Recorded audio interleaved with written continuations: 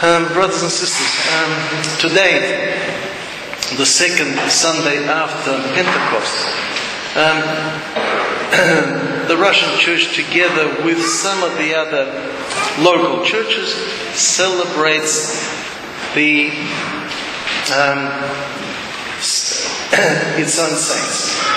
Okay,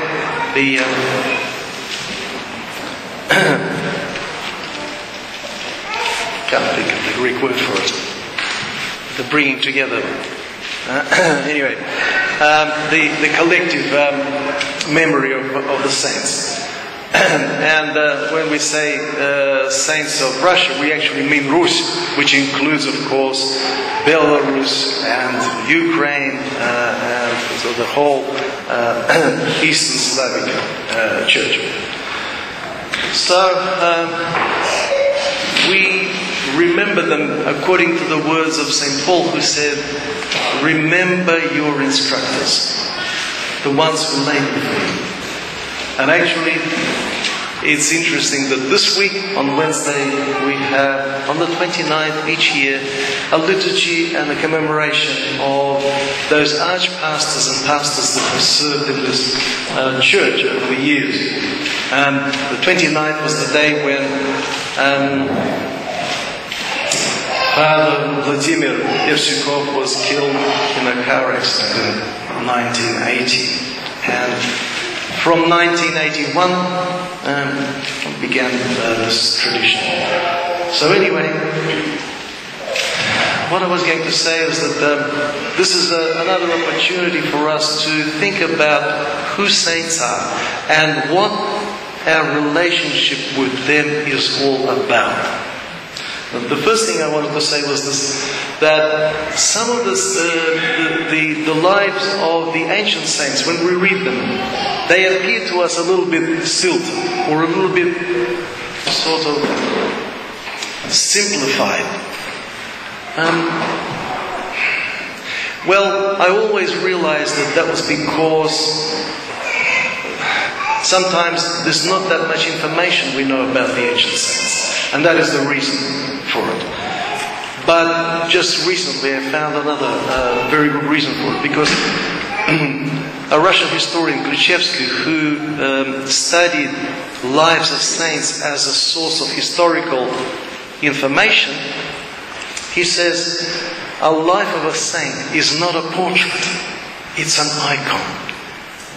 There's a big difference, because the portrait, he says, represents the uniqueness of the person as they are, whereas the icon shows an eternal aspect of that person.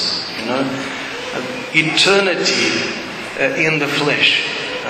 One of the many ways that eternity has shown itself here in this world. So that's important to understand. And it is important for us to read the lives of saints and to get acquainted with these people so that they become close to us. Or we become close to them, rather. You know, they want to be close to us. You know, they're knocking, just like Christ is. Knocking, wanting to become our friends. And we're a bit lazy sometimes. It doesn't matter, you know. Wait a little bit. Haven't got time now. But I want to tell you that another thing, that in addition to the saints who have been canonized, there are many more saints that are not canonized, and yet they are God's saints. You know,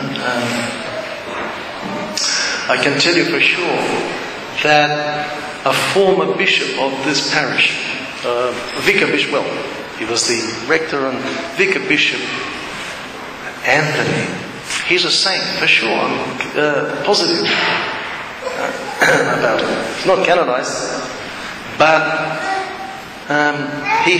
this man had so much love back in the 50s and the 60s. You know, he never drove a car, never had a driver. He used to take trams everywhere, and you know, train and tram. And he would knock on someone's door early in the morning because it was that person's name's day. He wanted to congratulate them.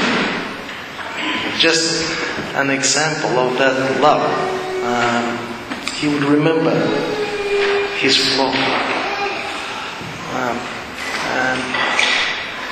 Now, another thing I wanted to share with you, we had a couple of ladies from this parish. One lady her name was Alexandra. And back in China, she was very close to a blind elder, spiritual elder. His name was Schema Abbot Ignatius. It was amazing spiritual gifts. He was blind, and yet he recognized everyone. And even those people whom he never met, he would call them by their name. Right? And start talking to them. She was close to him, and I think it rubbed off on her because she was a special lady. I remember back in the mid-80s, at the time when we were going through a difficult period in our parish life, thinking about the building of this church, that was back in Collingwood, and out of the blue, we just finished the liturgy. She came up to me and says, "Why don't you serve a litty for Metropolitan Philaret? He'll help you with this meeting." We had the AGM that day. So I thought, I was so stressed out. I thought to myself, I'll do anything. So I served the litty, and it went so well. The meeting went so peaceful. And because Metropolitan Philaret is another one of those special people, not canonized, but a great man of prayer. And I think she was too, Alexandra. And we had another person, her name was Vera, an amazing little old lady. On most Sundays she would write a special list of commemorations. She would have a memory of hundreds and hundreds of people from the past who had passed away. And she would remember their names, days, and when they reposed, when they died, and she would pray for them. She would commemorate them.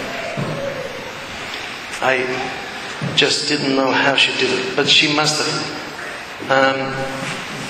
commemorated them privately on a daily basis.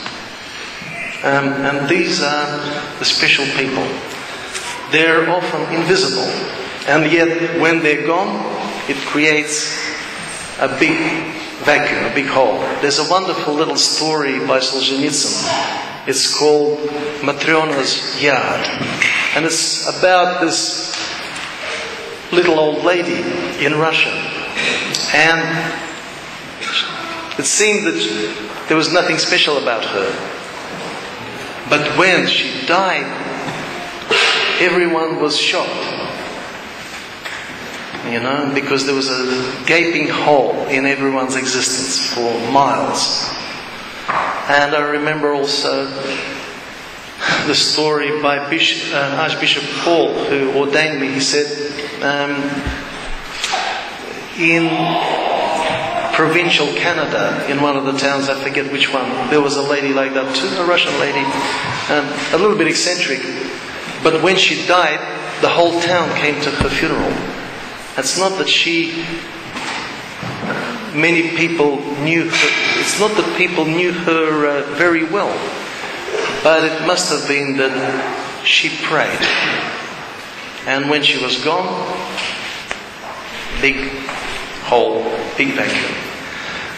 But the thing about the saints is, and this is why we should get to know them, they can help us. In the same way that we ask for help, people here. If somebody's good at doing something, come and help me. Well, the saints are good at praying. Okay? So we help them to pray. We ask them to pray for us. And let's get to know some of them. They're very, very special people.